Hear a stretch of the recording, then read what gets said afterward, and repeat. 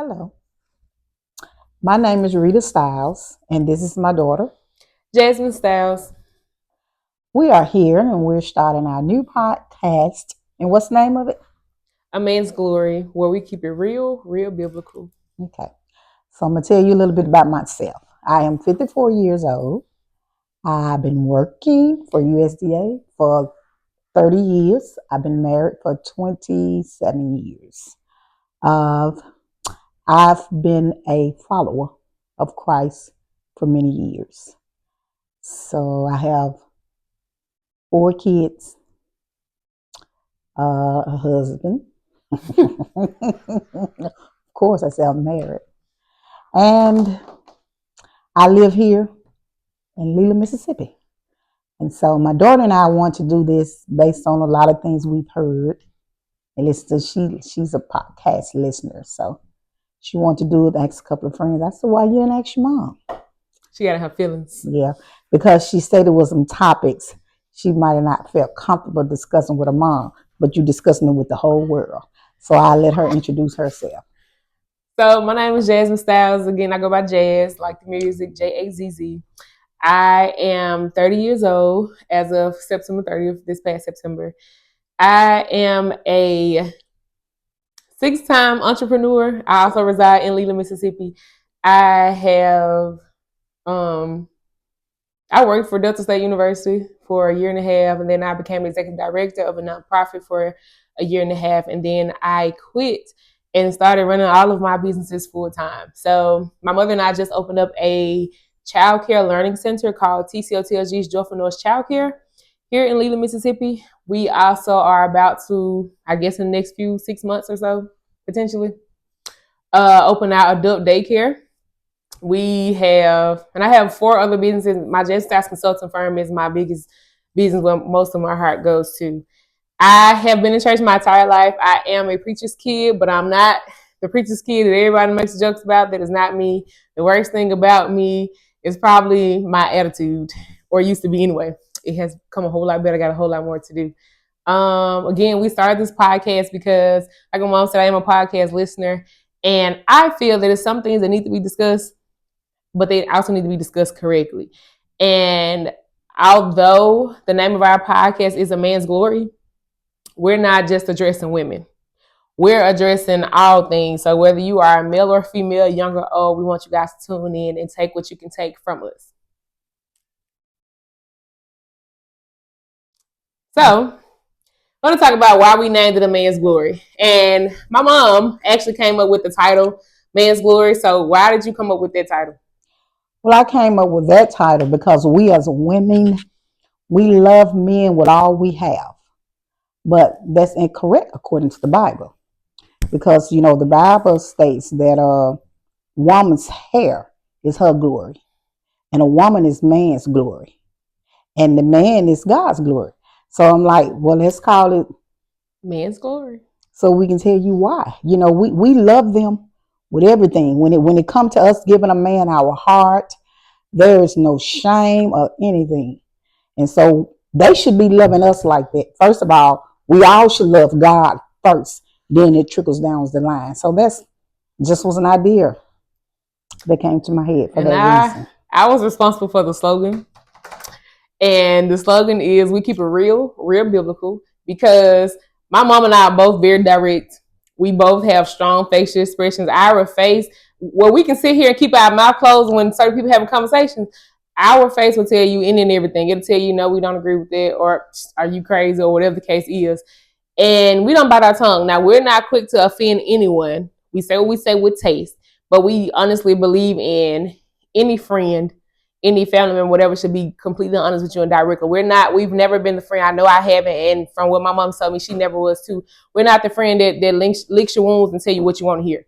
We're going to always tell you what it is, whether it's friend or family. Likewise, when it comes to God's word, we don't play around with God. That's just something we don't do. We just talked about in church today. We read the verse where it say, we were talking, what was the verse? Talking about how the world says God won't put no more on you than you can bear. Right. And that is not so. Because what did the verse say, Mom? It said his people, he won't put no more than you can bear. Because that verse is talking about how God, he said, God, please don't chastise me in your anger. Right. Because he was getting his butt kicked, said he couldn't handle it. That's what we need to buy right here. That was in See? Isaiah.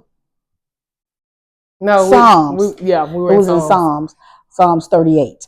But anyway, and we've all heard as children, well, it's okay. God ain't gonna put no more on you than you can bear. And that's not true. And when he was reading, he was, asking God, because he said his wounds are too heavy for him. So now, but we do a lot of interpreting things our way.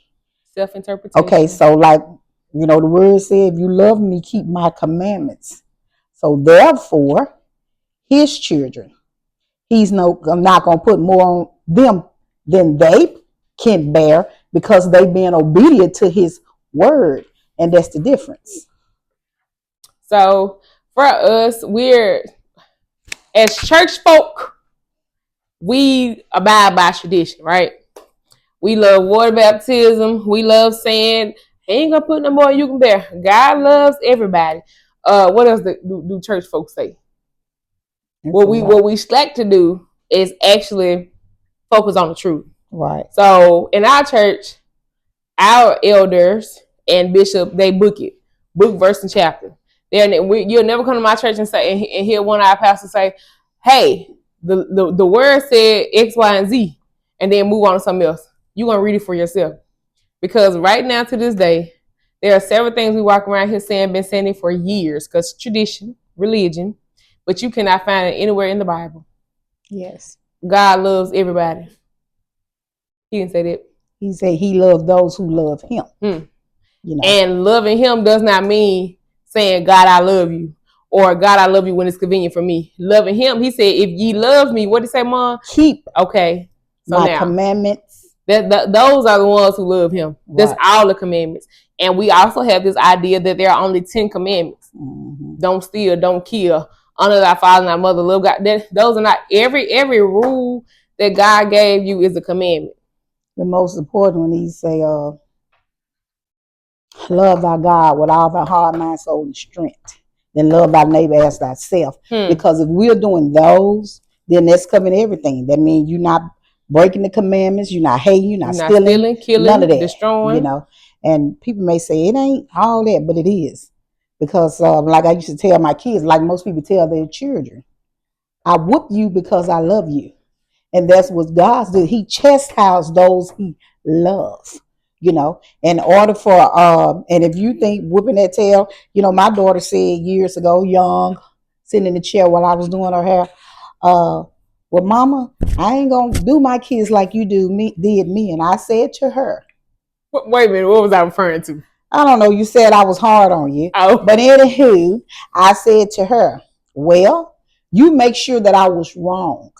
And if I was wrong, you don't do that. Mm-hmm. You understand? But when her first year at college, she called me one night like, Mama, I want to thank you and Daddy. And I'm going to be, you remember that?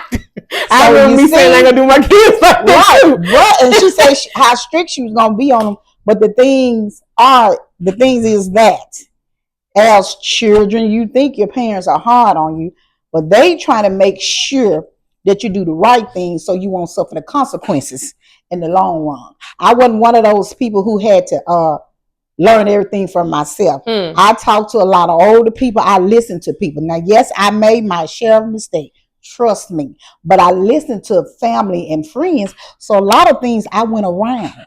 And that's what people need to understand. Instead of, I'm grown. You 18 years old, you grown. Don't know nothing. You ain't paying no bills. And now when I left home from my mom, I was 24. Left home, started buying my house, 25. And I used to tell people I was still staying with my mom and one of my dads. And I used to say, I'm only grown in age. Grown people take care of themselves. Grown people pay taxes. So because you're grown in the number and the age, hey, what are you doing? Are you able to take care of yourself? Come on, people, let's be real. And I had a friend tell me once, a minister, I'll call his name. He may be watching, he may remember this, Tony Ray. So, and I was in Family Dollar in Leland. And that's when Tamala Mann and her husband came here. He like, you seen Jackie yet? I'm like, nope. And y'all supposed to be best friends? But anyway, and he was saying something like, I'm grown. He said, Rita, you're not grown.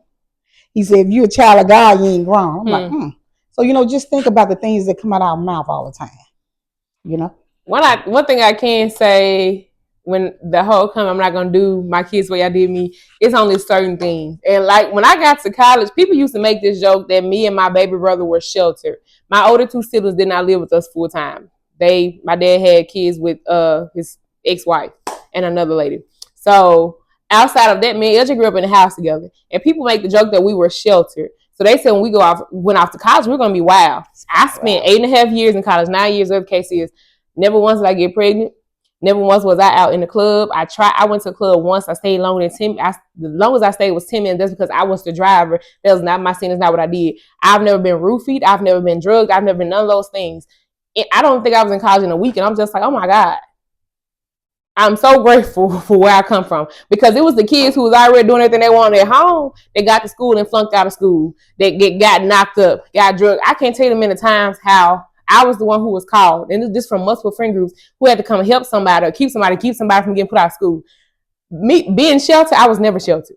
My parents kept us out the streets. We played sports. We was in every club. We went to church on Sundays, choir rehearsal on Saturdays. We had a gospel singer group. Shelter was not a mind state to me because as long as we did what we were told to do, we were allowed to go out with our friends, do things like that. But you'll never catch us outside past 9 o'clock. Now, no weekday in the summertime, you may get to 10. What you outside for at nighttime? Especially if you can't drive, what you doing, right? So with that, I have, and another thing I took from mama, that whole being grown thing. They're turning 18. 18 just means you legal to smoke and legal to vote. 21 means you legal to drink. You never heard me tell nobody I was 18. My mama said she got on her own when she was 25. By my fourth year of college, which was my actual senior year, my first senior year, because I double majored, so I had to do an additional year to finish 2 bachelors and then 1 more year to finish my master's. By my 4th year of college, I was admin on paying all my own bills. When I left home in 2013, I didn't come back home. When I came back home, it was to the city from where I was from, and I moved into a house, and then I moved into this house. My mama said when she left when she was ready to leave, and she didn't have to come back. Same thing with me and my baby brother. We left, and we have never had to come back. In the event that we do come back, we know we have somewhere to go to, but we came up from the same mindset that she had. You're not grown unless you old enough to take care of your own bills. I'm not ever telling you that I've never had to call my mom and dad and say, hey, I need help. But Jazz did whatever she had to do to make sure she didn't have to go back to that house. Because 2 grown people can't live in the same house. Mm-hmm. And me and Rita Denise are the same. And them attitudes are very much similar. It's a no. Well, the problem with that is for us grown people living in the same house, first of all, you is one head of the house. Yep. The head of my house is James Lee Stiles III. That's the only man that's the head of that house. And I am the queen in that house. Now, and my mama, Bobby Durkin, would say, you got to have leeway with grown people in your house. I agree with that. But these are still my rules. You understand where I'm coming from? And I would say too now, like people you say, I can't wait to get grown or get your kids out. And I hear people say, first of all, you don't ever get your kids out your pockets. Nope. Because somewhere you may have to help them. And that's just what it is. And I heard a guy on something he was saying, and I think I agree with that. We got it wrong. But I'm going to say this. When my first government job I had part-time, and I worked with a young lady named Rita Gauss. James and Rita Gauss were their name. And they had a daughter. And they let their daughter date. And it made sense to me because we were raised, the colored people, the Black America people, we were raised, you go to work, job, you get your husband. And so, but that's what's wrong because to me, this is my opinion. So we looking for a husband looking for us. And then the first person you meet, you fall head over heels in love, heartbroken is not working. But when it came to our child, so the guy wanted to date her dad and said no. Girlfriend is just what your dad said. He said, my dad said a boyfriend is nothing but a high school husband at my age. Okay. He said he wanted to tell you what to do, what to wear, how to act, and who you can and cannot talk to. Right. And so with that being said, he told her she could go on dates with people. And that's what, that's what we need to do. Encourage young people to date, not just looking for somebody that claps onto it and marry. But I was going there because I heard a guy on Facebook or somewhere, and he said, was talking about the Bible and how the husband and wife, you leave home and clean. And that's why a lot of our children are struggling. I'm going to say this because as soon as they turn 18 or go off to college, boom, I ain't coming back home. But stay there. If you get along with your parents, build your bank account. But when I left home for my mama, I had money in the bank. I had a car that was paid for. I had a house full of furniture. So it was easier for me. My mama didn't want me to move out. But I said unto her, I got to go. Because, the man that she was married to was not my biological father, but he was still my father. But this was my thinking. Okay, I'm here and say you pass. This is his house. And you know how we are in the mind. And I'm quite sure if he wanted to marry somebody else and bring it in there, I wasn't going to like that. So let me, I'm grown enough now. Let me get my own place. And she understood that. But, let's still, let's be gentle with our kids. And we say all the time, the black families, we some firm people, And when my children went to the other schools and we noticed, schools. the different private schools. The private schools. We went to the predominantly white schools with the different people, and we at the games, and my husband and I. So we used to, we yell at our kids, "Come on, do better." They like, "It's okay, it's Very gonna be soft. all right." I'm like, what? Meanwhile, my dad was like, "LJ, Jess, we're not gonna do this. Do better." Right. They over here like, "Oh, it's okay, Billy." No, that's and I do get it, but it's just we're different people. We are built differently, and so with that being said, with the children, if you have to come back home, and I remember as a child, my mom allowed people that fell on hard times to come and live with us, and she was like, you keep your money,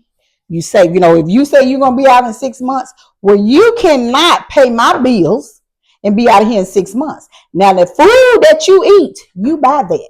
And so, and to me, so that sunk in me. But now I'm gonna tell you, we be all honest here. So my mom, to me, I felt my mom used to help people, and people would get out and, lie, which people do. So I used to always say, I ain't gonna ever let nobody live with me. No, I did not know to say if it's the Lord's will. But God has blessed me that no one else has ever had to live with me. But I had that mindset growing up, watching my mama allowing different people to live with her, and to me, they just didn't do right. That's just like I have one cousin say, it's a person, no matter what happens, she should always send mama something or think about mama. But people just don't do the thing that God tells us to do. Let's do it like that. And even me being ignorant, saying I would never allow a person to live with me, I thank God He never put me in a predicament that I had to do that, because He knew my heart. So we wanted to come on today. This is our first podcast episode. We just want to give you guys a rundown of who we are, the mindset that we are in, how we live our lives spiritually, so you have a background premises from where our episodes will be coming from. Again, we are Man's Glory, where we keep it real biblical.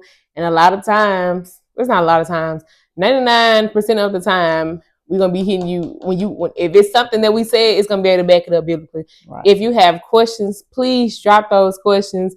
We would more than love to answer them. We do not hide anything. If you don't want the truth, this is not where you should be. I'm just going to be honest from the jump. If your feelings are easily hurt, stay around. You'll get over it. Right. I was raised in tough love.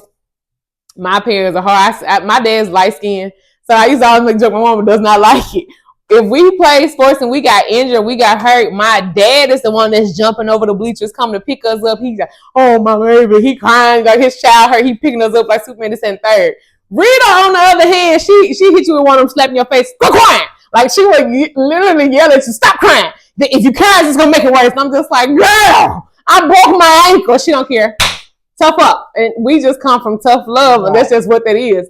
And so we give tough love. Now, I've had to adjust how I say certain things and who I say them to, because I come from tough love does not mean everybody can receive everything the same way. And because I am in my word, I've been in Christ since I was born. I've been in church, and nothing has shaken it from me. My faith has never been shaken. I understand that you're supposed to be careful not to offend. That does not mean I'm not going to tell you the truth. But I also need to understand, you need to understand that I won't purposely say something to purposely hurt you, because there is power in the tongue. I will never speak against you, but I will tell you, hey friend, listen, that's not right, that's not okay. And that's just who we are in a nutshell, how we get down. So I want you to keep this video in the back of your head when you're thinking about when we discuss certain things.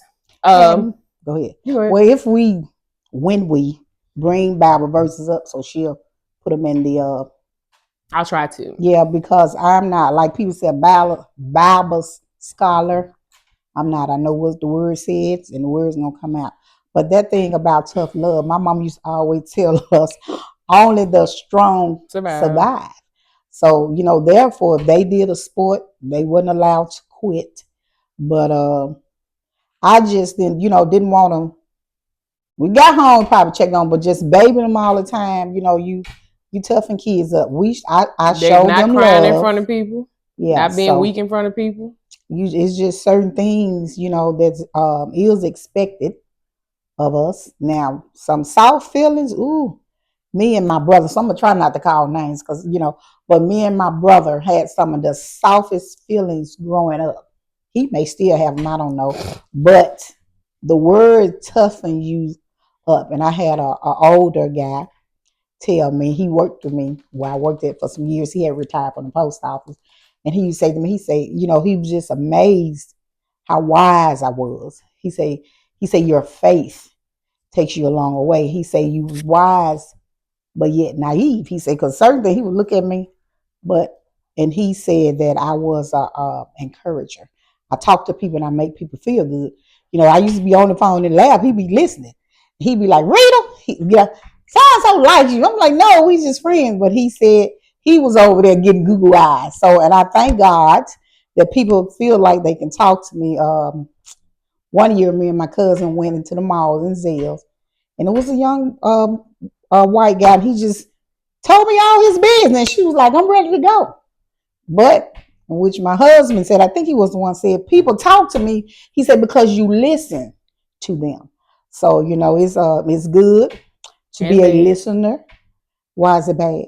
When people just like to pour all their stuff into you, somewhere you gotta draw the line. Because my husband used to tell me, stop letting people dump you as a garbage can. But the difference is, you don't let people problem become your problem. And once I tell you what's right, then if you don't hear me, that's on you, because eventually I'm like, okay, there's enough of that. We done talked about it. You labor with a person, then you tell them, and I've heard that, like, people say people don't check on strong people. People don't.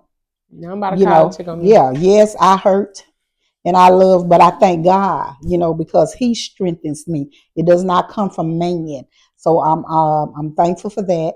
And about the anger, talking, the words say a soft answer turn away wrath.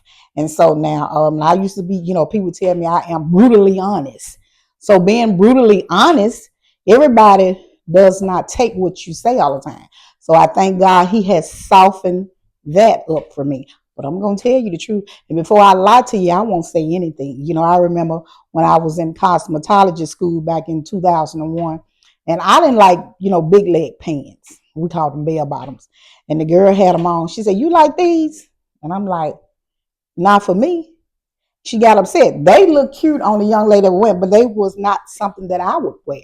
So why would you get mad about my opinion? The way you say it. Well, I just said not for me. I wasn't ugly, but it is what it is. So, if we, the word tell us to be honest with one another.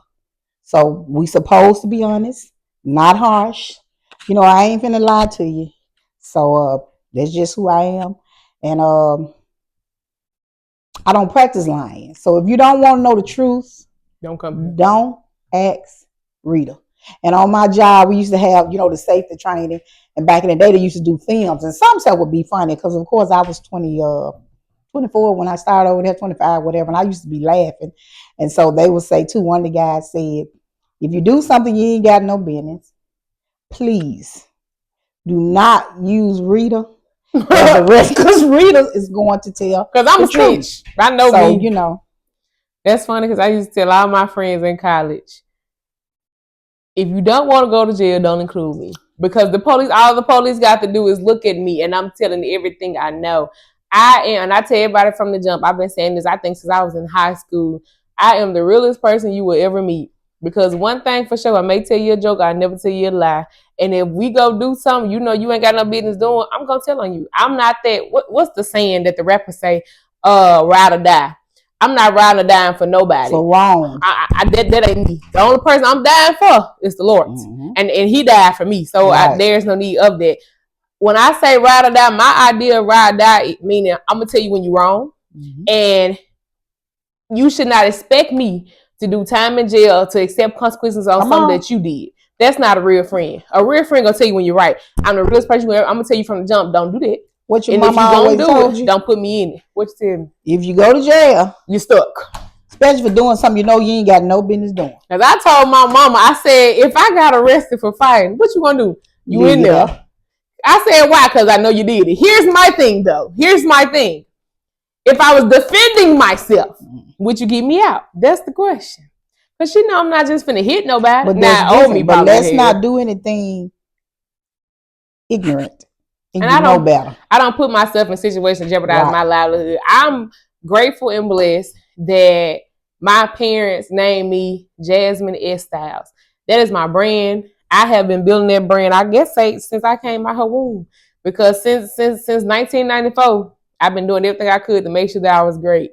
I've been doing everything I could to make sure I stayed on top and that I was somebody who showed God what God can do for you and I feel like God put me here to serve. While we got this podcast, Man's Glory, to be an example. I have 6 businesses, 3 degrees, 24 certifications. I'm now completing my CDA, and I made my mama start doing CDA and my little cousin. We have a nonprofit. We just fed how many people for the holiday? Over 200. Yeah, so we gave out over 200 turkeys and bags of food. That's what we mean by fed, right? And so I make sure I put myself in a situation to where my name is my brand, so everything that's attached to me is reflective of that. And I would never put myself in a situation to jeopardize my namesake, my livelihood, and all the things that come forward. You know what I'm saying? Where you get that from? Your dad. Oh, my dad. As a child, she used to be mad because if he had to go to the school, y'all making me look bad. Mm-hmm. And she would get upset about it. But now you see. Because your name should mean something to you. It goes a long way, good or bad. I don't care what it is. Mediocre people, they're not going to really remember. Nope. They remember bad people. And over the top people. And they remember over the top people, as she say. And what's sad about it, we as people are not forgiving. I don't care what it is, they're going to always bring it up. I remember this, I remember that. But is they still doing this or that? We all got a past. So let the past be the past. That's where you build on to your future from your past. Because without your past, you wouldn't be where you are today. And I can't say my dad was heavy on the name thing. I don't care what it is, it's attached to his name. If we got in trouble, it was like, that's my name. That's my name. If our name yelled over the intercom for basketball, this and third, that's his name. And I can remember we were sitting in IHOP. I don't know what time we were in. We were eating breakfast. My dad just started crying. And I'm looking like we were eating pancakes and chicken or something. I'm just like, why is this man crying? It wasn't breakfast though. It was. What was it? Breakfast? We was at IHOP by that much. And so he was just saying how proud of what. What are you talking about, me? His daughter. You had to graduate second time from college. I was going to graduate my second time from college. And he was just talking about how proud of what he was, what we done with his name. Because my dad is the only child from his mom and his dad. No, he said they told him he had 2 older sisters, but he's never met them. So to our knowledge, my dad is the only child. My grandmother passed in 2021, his mother. And my papa Jim is the man that raised him, but it's not his biological father. So if he does have siblings, we don't know because his grandmother raised him actually. Mm-hmm. And my dad's dad died forever ago. And my dad told me growing up, his family, him and his mom were the black sheep of the family, right? Nobody ever thought they was going to amount to anything, were going to ever do anything. He still tells me to this day how people thought he was not good enough to be with my mom. And that's just what that was. So he didn't come from them. My dad didn't come from money. My dad said a mayo sandwich. He know plenty of times he went in the refrigerator, and there was nothing in there. Like he said too, when they was at church. He just said this again, last week, when they was at church and people talked about how, we're raising money to help the family. They was like, I want to give money. His grandma told him to shut up because they was telling them they was getting help. And my daddy now has his own truck coming here. My mom has their own truck coming. How many times y'all expanded y'all house? They doing great things, right? And my daddy said from where he came from and how people looked at him to where he is now. He's a preacher. He works full time. He has a wife, 4 kids who are on their own doing their supposed. I'm gonna speak to me and my baby brother. We doing what we supposed to be doing. Swing. My older brother and sister are on their own doing what they're supposed to be doing, and you don't see our name in the newspaper for nothing bad. We'd have been in the newspaper plenty of time. Never seen us arrested. Never seen us in jail. Never seen us going live. I mean, what is it?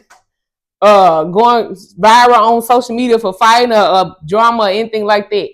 We have done what we're supposed to do as far as keeping that namesake alive and doing the right thing and making sure that, and it's like she said, people always bring up your past. When anytime you hear somebody bring up past, it's never nothing negative. I've never heard anything negative. Now, somebody may say something sideways just because you're jealous or whatever case is, but it's nothing negative. And we are very transparent people. Yeah. Transparent as can be without you getting too far up in my business. Because that's just me. Yeah. But we love, I always say when we do things, God loves a cheerful giver.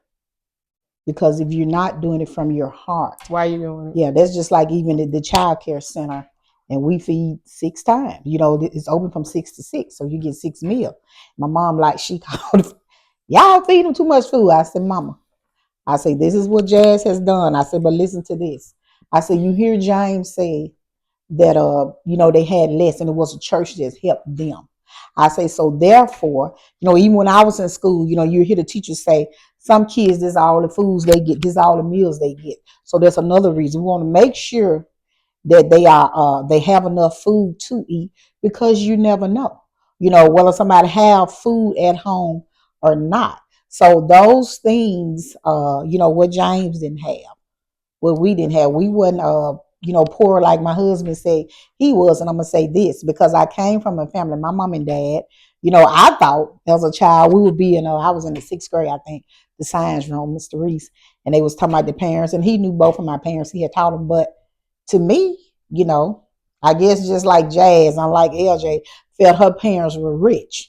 So to be honest, as I think about it, I thought we were rich, because whatever my parents, mama and daddy, Noonie, Edgar Douglas, and Bobby Douglas, whatever they didn't have, I didn't know it. And that's how I raised my children. My child was in an interview and she was like, she ain't never been without. It wasn't her business to know what we didn't have, because that's what good parents do. You do not put your problems on your children back. Your job is to take care of your family. And it's been a time, when she was at school and the cable went on, and Johnny like, ain't no cable on. He didn't know. Well, we got to do 6 and 6. Baby, I won't worry about the cable. Who watching it? But that's the type of dad he was. But I said that to say, you don't burden your kids with the word, with the care. So that's your job. That's the parents' job to take care of the children. And that's how I was raised from both parents. Even when my mom and dad got divorced and married other people, they took care of us. We take care of them. And my thing is, you want your children to surpass you and your goals. It's supposed to get better and better. And so, and that's what we thrive on. Hardworking children, obedient, loving. And so, people say I'm mean, but I'm a giver, and because I don't let you push over me, and it's just what it is. I remember my husband when his daughter, when I first met her, and her mom said, she said, you mean, but she loved to be around you all the time, So, it is what it is, because love is treating people right, showing them what to do, what correct. If I let you do anything or say anything and you say I'm nice, baby, no. I'm going to steer you in the correct way. That's where I was raised. That's what's been instilled in my kids. And I pray the good Lord will, they're going to keep instilling in their kids. And I believe that. Because as a child, I remember my son was like, 6th grade? And my nieces got dropped off. And one of them had on some booty shorts, as we call it. Now, here you are, 5th or 6th grade, and you actually go, now all of them 3 years apart. Just say he finna be 24. He finna be 25 on the 11th. Then the one under him finna be 22. And then it's, they trickle down. So it was the one finna be 22. 16. She's 21. He like, where you going with them hot pants on? You ain't coming up in here. And so her mom was, laughing. But I said that to say, that was instilled in him. Jazz couldn't wear anything. I couldn't wear anything. Okay, when she got to college now, she dressed like she wanted. Me to tell y'all this incident. We're going to have to get on off of here. Girl. She came home from college. And we got ready to go to the movies as a family. Me, her brother, and her dad. And my husband like, what do you think you going dressed like that? So then, baby, it was a story. What did I have on? Some tights and a t-shirt, I guess. So, and he said to her, so if a guy grab your behind, what would you do? He said, if you dress like that, that's how they going to treat you. So I would say that, I remember my mama going to tell me, say that my nephew. No. My nephew, Marvin Bennett, had said, Grandma, you ought to see how Jazz be dressing at school. Because by that time, he was up there with her to follow the business state. And I said to her, I already know. Because your children going to be children. Even on that. And I'm going to say this here, y'all. I remember, she would come home and go to church. He like, what you think you going with that on? That is 2 charts. And baby, this all I brought. He said, well, you would not be going to church with me. She went in there and put on one, she had to find something else that was left there. Because he meant what he said. Pause. Let's clear up some things, okay? Because I don't want y'all with the idea that I was outside naked. I went to Mississippi State University, okay? I went up there. I went to a PWI. And what you see the white girls wearing? Leggings and t-shirts. So I had on leggings and t-shirts. Or you had the Nike shorts. When I graduated, it was in 2013 in high school. That's when Nike shorts became like this trending phase. And the white girls wear Nike shorts or tiny shorts with oversized t-shirts. The only thing is, black girls are curvy. So it's a problem when we wear it. Now, mind you, I graduated from a PWI private school. My brother graduated from a whole different PWI private school. So as long as they were in those, when we went to their games, they wore the little shorts with the oversized t-shirt. The moment somebody of my skin color, my race, walk in like that, they look at us sideways. So we just like, you ain't saying about them. Jazz was never naked. I was never raunchy. And my dad also, don't look at me like that. Let's get to the whole Sunday outfit thing. If my dress does not come to the middle of my calf muscle or to my ankles, my father has a problem with it. Because his mama only wore skirts down to her ankles. And I think when she was younger, she wore jeans. But my grandma used to club hop. That was back in the day. When she got older, it was long dress. So James decided that Jasmine Sade is supposed to wear stuff to her ankles. No, ma'am. When we had our singing group, I don't care what uniform we purchased. My grandmother, Bobby Jean, her skirt down to her ankle, her dress down to her ankle. Rita Denise, her skirt or dress is either right after her knee or almost to the middle of her calf muscle. Jasmine Sade, above the knee. And you ain't telling me nothing. We had to cut them off. You had to cut it. The only time my outfit was not cut is if the dress came right there and it was already in length. Baby, because listen, I'm the young one, okay? Above the knee. My uncle said, my Uncle Leroy, he said, so y'all dressed according to y'all age. Because what I look like walking around? Whoa. Thundering. What does I look like walking around with? No, I'm not doing it. Now, don't get me wrong. Like right now, my skirt is all the way down to the ground. It's pulled all the way up and it drags. But then also split all the way up. It does, because this is me. I made this statement. I never made it again because my mama said something about it. I said, modest is not for me. And I didn't mean it in the way that it sounded. My mom made a comment. My dad must have ended up going to a verse about it. And I said, whoa, Jesus. That ain't what I was talking about. Me, and the older I become, like I said, I just turned 30. And I told my mom in these last 2 years, going on year number 3, I've been in my modest girl era. But my version of modest, meaning I don't think you have to be naked to be sexy. That's not me. I'm not a female to get weak and knee because somebody tell me I look good. I have a father. We're not going to do that, right? My whole thing is, though, I don't feel you have to be completely covered. And I go to the gym. And my body looks good. It got some more work to do, but I know. And I told my mom all the time, baby, I look good. And then when I lose another 20 pounds, y'all better send that to me. So for me, if I got a long skirt, it's gonna have a split. If I got on long sleeves, it's gonna be a little see-through. I am very busted. I can't say I get it from my mama because she ain't had no boobs growing up. She got them now. But she ain't had none. I've always had these girls, okay? And sometimes with my tops, I have to get my tops oversized because I don't care what I do. The cleavage is showing. In high school, my mom came up there and snapped on one of my teachers because she gave me a demerit. She just always had something. My mom bought me undershirts because my buttons would pop open. And the woman still complained. She would complain about the buttons pop open. So my mom bought me undershirts. She complained about the undershirt because it had design on it. That was a whole thing. Ree don't play about her money. Because in private school, you get demerit, you had to pay $10. and then they that's what they did. They Christmas shopping. She like, you didn't read the handbook. Sure didn't. I would never know. We know about my mama was going through cancer. We left that treatment. I went up there. My mom was pregnant. Grandma was going through chemo. Grandma was going through chemo, and I was going through radiation. That's when all my hair fell out. So we was all sick. And well, me and my grandma were sick. So it was a lot going on. But for me, I have no problem with showing little skin. Like I would wear a crop top with some high waisted pants, right? That's just who I am. I've told her from my mom. Yeah, I didn't wear my arms out. Now my had small arms. My mom in high school, she was bad. Mom didn't have no boobs. She had this little bit of waist and a big old butt. And baby, it stayed covered up. Jazz, I always had the boobs. I always had the hips, and my stomach was always thick. And I stayed uncovered because who you talking to? I guess she did it from her dad or her grandma or dad. Yeah, because my dad would be outside. My dad loved to be out there. You sewing off his guns. When he played sports. Yeah, when he was out there. Yeah, but now, and then I work out. My legs look amazing. Like, and that's like my favorite attribute. She has nice. Now they call me stick legs, but Jazz has nice legs. And the only time I had some legs. The 2 times I was pregnant, bam. But after that, though, when I started working out and walking, you can tell they were like at church. Sister Stan, look at your legs, because when you walk, that's what I'm doing. But I did that for her. Yeah, we are who we are. We don't hear how long we said we was gonna be on here. Yeah, this video was supposed to be our intro video, so it's gonna be really, really short. Mm-hmm. But we're going to call it rest. We just want y'all to know in the preaching videos, when you hear things, refer back to these. This is who we are. We're gonna be completely honest.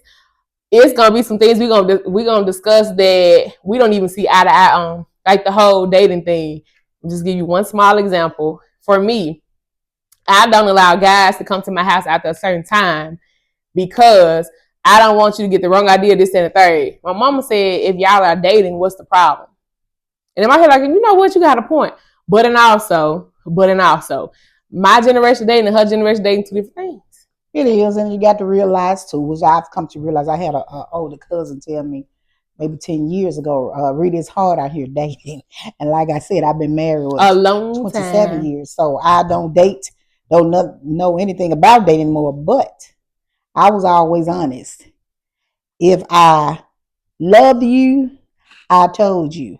And one thing about Rita, because I was honest, people like to play games. I'm not a game player. So I'm honest.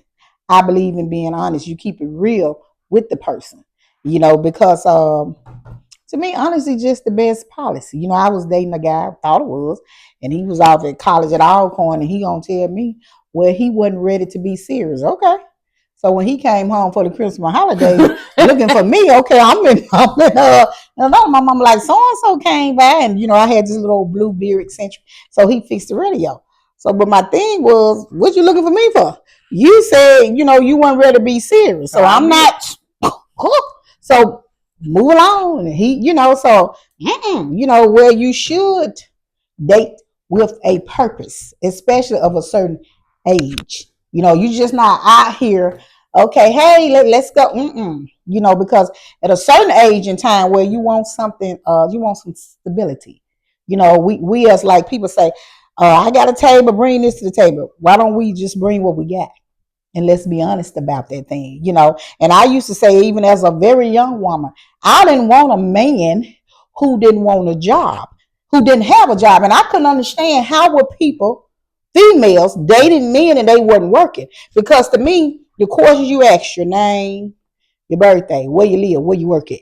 That's what we did back in our day. So how could you fall in love with a dude who didn't have a job. No, no, no, no. And like I told her, like I told my son, a lot of the kids he went to school with, the little young white guys are getting married or engaged. At 16, Son, 17, 18. do not marry no one that you can't take care of. I say, just like your sister. But man wants her, he got to be able to help her take care of herself. And the same thing about you. The man is the head. You got to be able to take care of that woman. I don't want my son marrying somebody and he can't take care of her. No. See, we got it twisted. James talking about mom. No, you better ask about it. Now, I don't mind helping you. And like I had to tell my son, my husband, I work. It's time for us to retire. I'm not going to take all my money instead of take care of grown children. And I mean it from the bottom of my heart and soul. I'm talking about every last one of them, So when you made that statement, you won. The point is, before you marry, make sure you can take care of yourself and somebody else. Because you got bills. When James had bills, I had bills. So that means there's two sets of bills coming together. I'm going to say this, we can get off. When we had LJ, I got pregnant with LJ. So he said, well, baby, out there, you get paid leave. No, we don't worry about that. We just going to make it off my check. And that was back in 2000. Baby, he hurried up and rethought that thought, because it's easy said than done. And he was working at MTD at more than 9 products, and it's easy to say. But most of the time now, it takes 2 incomes to make it, to live comfortable, and that's what people ought to, get you a good job, whatever, God bless you. Now, I'm like this here. If I made $20 an hour and he made $5 an hour, I was fine. We put that together and that's $25. But you just could not be making nothing. You had to have a job, and that's what I instilled in our children. What you want with a bomb? And I had to, why you call them a bomb? Because if they are not working, they are a bomb. Get a job. How you want to marry somebody and you can't take care of them? You cannot think you're going to marry my child and move back in my house. No. Take care of your person. Take care of your wife. To my sons, and I have 2. I have 1 son. The oldest son is 31. He has how many children? 7. He has a wife, and he is taking care of his kids. Yes, it's a bunch of children, but he taking care of his children. Thank the Lord. You understand where I'm coming from? So now we got this baby boy. No kids, not married. Wait on it. The Lord say, wait on the Lord. Be a good cheer. So, hey, wait, people, until you're able. I'm done for today. Come on. All right, gang. Welcome to A Man's Glory, where we keep it real biblical. We will catch you guys in our next episode. Have a great day. We love you.